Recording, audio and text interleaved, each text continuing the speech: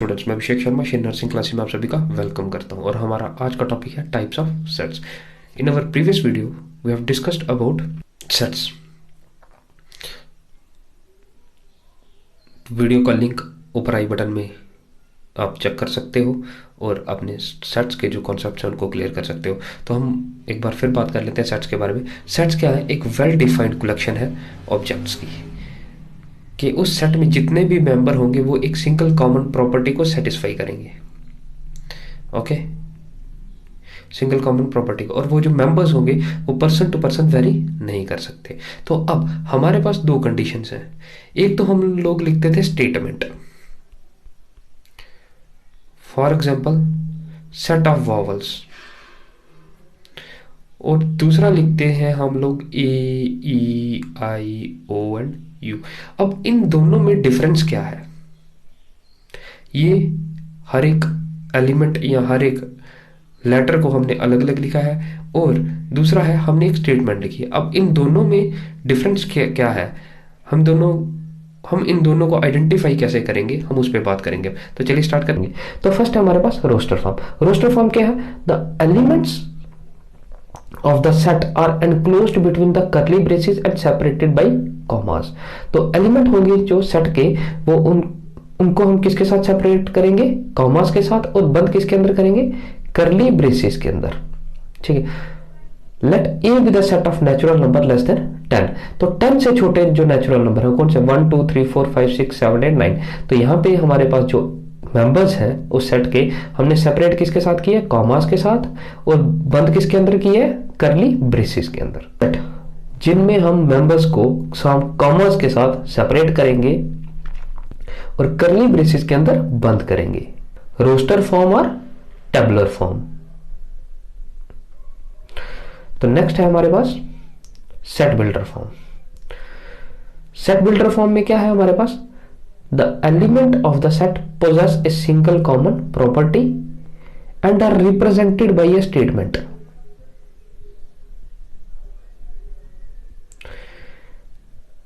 by a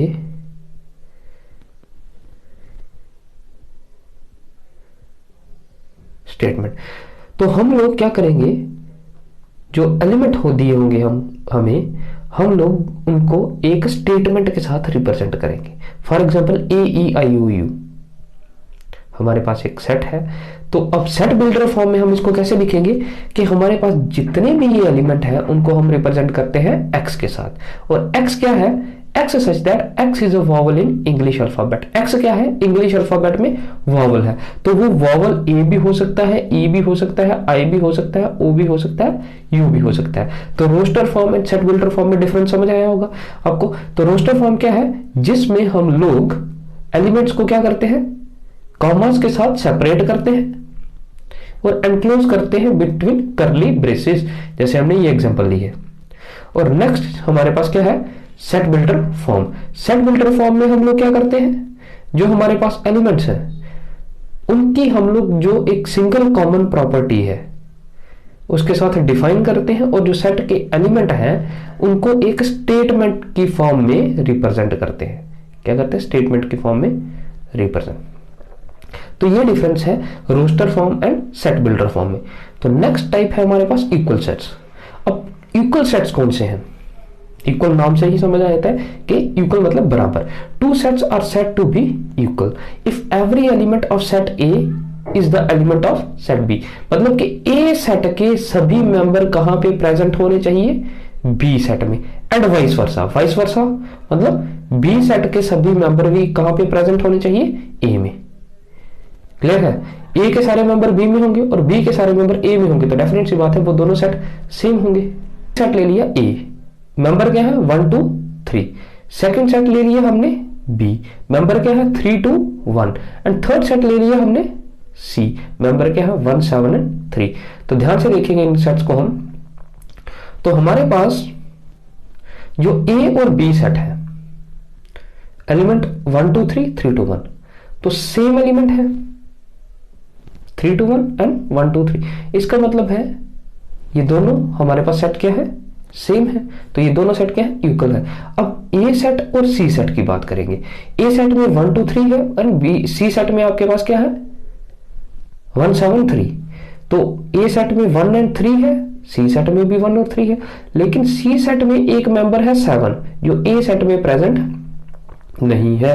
ए और सी क्या होंगे, नॉट इक्वल। अब हम लोग बात करेंगे बी एंड सी सेट की। बी और सी सेट में देखोगे आप तो बी सेट में 3 1 2 है एंड सी सेट में 1 7 3। तो 3 और 1 दोनों में प्रेजेंट है, लेकिन यहाँ पे जो 7 है वो यहाँ पे प्रेजेंट नहीं है। तो इसी तरह से बी और सी भी आपस में इक्वल नहीं है। तो इक्वल सेट भी क्लियर हो गया। इक्वल सेट क्या है कि ए के सारे मेंबर बी में होने चाहिए और बी के सारे मेंबर ए में होने चाहिए, तभी हमारे पास वो सेट क्या होगा, इक्वल होगा।